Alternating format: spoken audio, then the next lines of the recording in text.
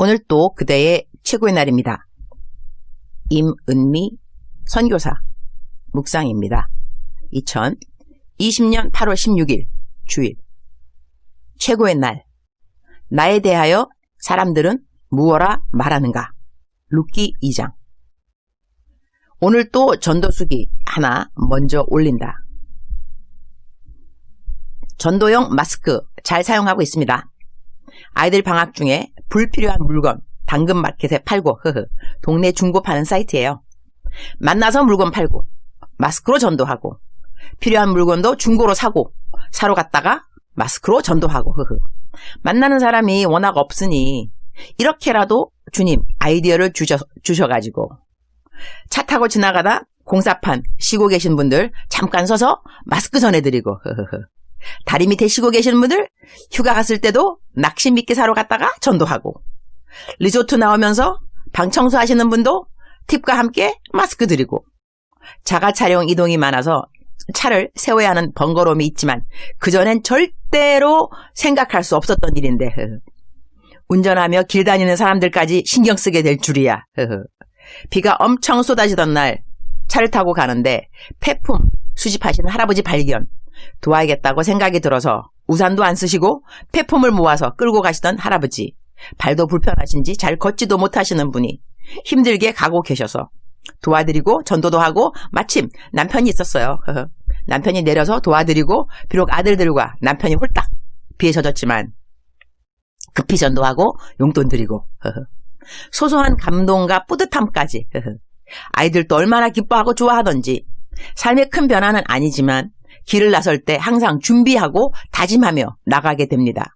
그전엔 핸드폰을 챙겼다면 우리 아이들 집을 나서기 전 엄마 전도용 마스크 리마인드 해주어서 그런데도 전도 습관이 들지 않아서 어느 날은 그것마저 깜빡 하는 날도 있어서 아쉽다 준비 못했네 하며 온 식구가 아쉬워하기도 했답니다. 그리고는 우리가 다 준비했어도 마지막에 정말 필요한 그때 내 손에 마스크가 없다면 집에 있는 전도 마스크가 무슨 소용이 있겠냐며 아무리 포장되어 준비해놨어도 정말 소용이 없네 라며 결론적으로 그날은 전도를 못하고 오게 되는 엄청난 교훈도 얻고 천국 갈 믿음도 다 준비했는데 결정적인 순간에 다섯 처녀 꼴이 되면 안 되겠다고 더욱더 깨어서 복음 전파에 힘쓰자며 다짐하고 전도는 어려운 것이 아니고 행복한 것이다 를 배워갑니다.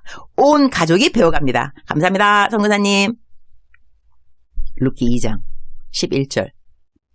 보아스가 그에게 대답하여 이르되 내 남편이 죽은 후로 내가 시어머니에게 행한 모든 것과 내 부모와 고국을 떠나 전에 알지 못하던 백성에게로 온 일이 내게 분명히 알려졌느니라.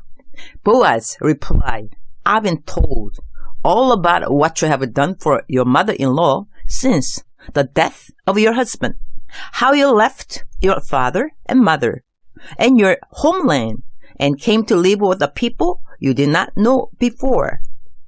룻이 보아스를 만나게 되는 이야기이다. 룻기는 정말 꼭 1장부터 4장까지 전체 읽기를 강추한다. 너무나 로맨틱한 스토리이기도 하다. 내게 분명히 알려졌느니라 하는 말씀이 마음에 와 닿는다. 룻이 어떤 여인인지 보아스가 들어서 알고 있다고 말하는 것이다. 들어서. 누군가 나에 대하여 말을 하는 것을 우리는 평판이라고 한다. 우리는 어떤 사람을 처음 만나는 경우 그 사람을 잘 모르니 그 사람을 잘 알 법한 사람들에게 그 사람이 어떠냐고 물어본다. 이때 그 질문을 받은 사람은 질문받은 주인공에 대하여 아는 대로 말을 해주게 된다.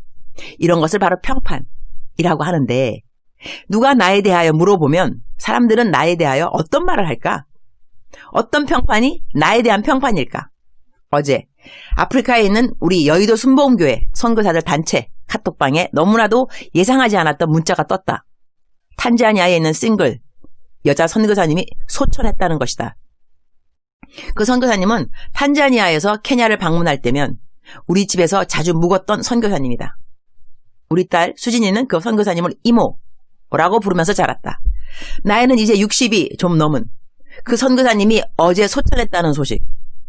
잠시 먹먹해지는 마음. 선교사님이 하늘나라 가셨구나.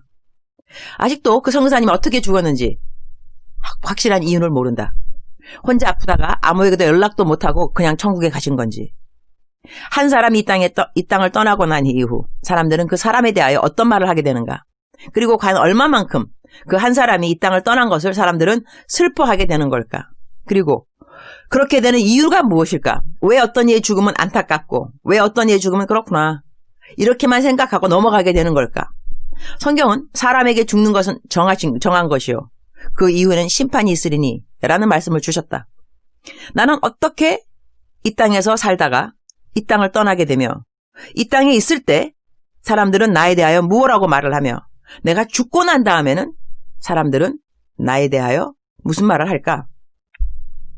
사람이 살면서 욕 안 먹고 사는 것이 가능할까? 인생의 목적이 남들에게 욕 안 먹고 사는 것이야 할까? 열심히 살아도 욕을 할 사람은 욕을 하는 것도 알 필요가 있을 것 같다. 예수님처럼 완전하게 사신 분이 있는가? 그럼에도 불구하고 그분은 온갖 욕설과 모함과 원망과 시기 받으셨던 분이 아니었던가? 우리의 최선은 성경 말씀 그대로 살아가는 것이 아닌가 한다.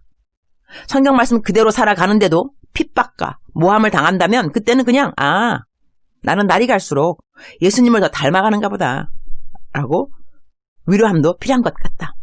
그러나 예수님 안 믿는 사람보다도 더 배려가 깊지 않고 친절하지 않고 성격은 더 조급하고 더 쉽게 화를 낸다면 우리가 갖고 있는 평판에 대한 반성을 필요로 한다고 생각한다. 주님, 오늘 또 최고의 날입니다. 가까이에서 아는 사람이 먼저 천국을 가게 되면 죽음에 대한 생각을 안 할 수가 없습니다.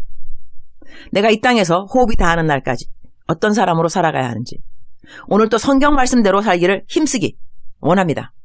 무엇보다도 하나님 사랑하기를 내 몸과 마음과 뜻과 목숨 다하여 할 수 있도록 도와주옵소서.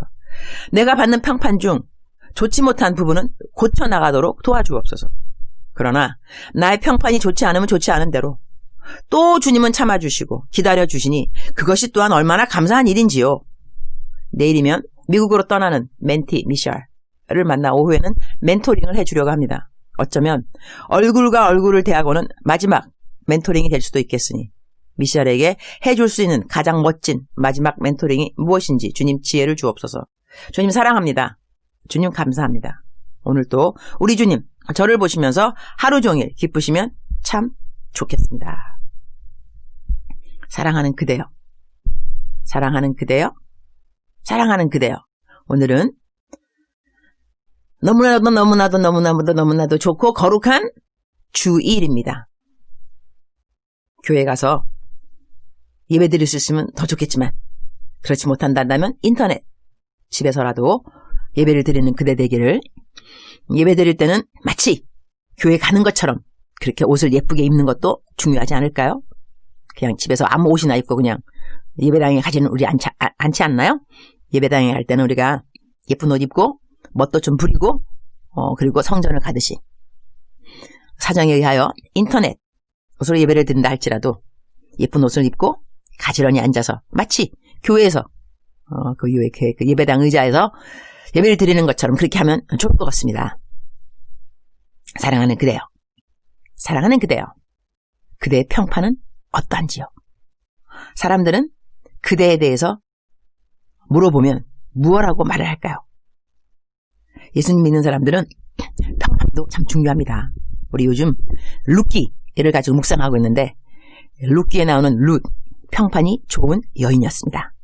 성실했고 그리고 시어머니를 잘 모시고 있었고 정말 일할 때도 잠시 쉬는 것 외에는 할 일을 열심히 하고 있던 성실한 그러한 여인이었습니다. 좋은 평판을 갖고 있었던 여인이었습니다. 그래서 그 여인은 나중에 보아스하고 딴딴따단 결혼을 하게 됩니다. 우리가 매일같이 살아가면서 이웃을 대할 때 어떻게 대하는가 하는 것은 너무나도 중요하겠죠. 바로 그 이웃을 대하는 저희들의 태도가 곧 평판으로 이어지는 것이겠죠. 나는 우리의 이웃을 오늘 어떻게 대하고 있는가? 나의 형제, 자매, 교회에서는, 가정에서는 나의 가족, 그들을 어떻게 대하는가? 나의 태도는 나의 평판과 직결된다고 하겠습니다. 사랑하는 그대여, 사랑하는 그대여. 성경 말씀은 우리들에게 지극히 작은 자 하나에게 한 것이 곧 나에게 한 것이라. 지극히 작은 자. 지극히 작은 자라는 것은 어쩌면 영향력이 없어 보이고 남들에게 무시당하기 쉽고 그러한 사람을 어떻게 대해주는가. 그 사람을 잘 대해줄 때 우리는 예수 그리스도를 잘 대해주는 그러한 똑같은 일이 된다는 것이죠. 사랑하는 그대여. 사랑하는 그대여. 사랑하는 그대여. 모든 사람을 대할 때 예수님을 대하듯 그렇게 대한다면 얼마나 좋을까요.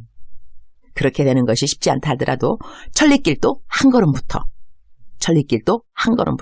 우리에게 중요한 것은 완전한 그 자체가 아니라 예수 그리스도의 장성한 분량까지 그 온전함까지 나아가는 발걸음이라고 생각합니다. 오늘 또 우리는 그 발걸음을 이미 뗀 사람들이잖아요.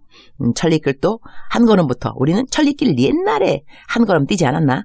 지금 어쩌면 천리길에서 다 하나 둘 셋 넷 다섯 여섯 가가지고 아마 999보까지 가지 않았을까? 그런 생각도 해보면서 내가 좋지 않은 평판을 갖고 있다라고 생각된다면 너무 정죄감에 빠질 필요는 없습니다. 우리가 다 완전할 것 같으면 예수님이 뭐하러 이 땅에 오셨겠어요. 우리가 완전하지 않으니까 주님께서 와주신 것이죠. 오늘 또 내가 이 평판이 좋지 않다라는 생각을 하고 있다면 더 좋습니다. 오늘보다 좀 더 잘할 수 있으니까. 원래 100점 맞으려고 그러면 이 99점 맞은 사람들은 뭐 1점만 노력해도 되겠지만 저기 빵점 내지는 10점 한 사람은 조금만 노력해도 쭉 올라가서 요 50점 될 수 있는 거 아닌가요? 소망, 기승전, 소망은 필요한 것입니다. 사랑하는 그대여, 사랑하는 그대여, 거룩한 주일입니다. 이웃과 싸우지 않고 이웃을 사랑하고 가족을 사랑하고 좀 더 배려하고 예수님처럼 살아가는 오늘 그대의 하루 되기를 축복합니다. 사랑하는 그대여, 사랑하는 그대여, 사랑하는 그대여, 사랑합니다. 축복합니다.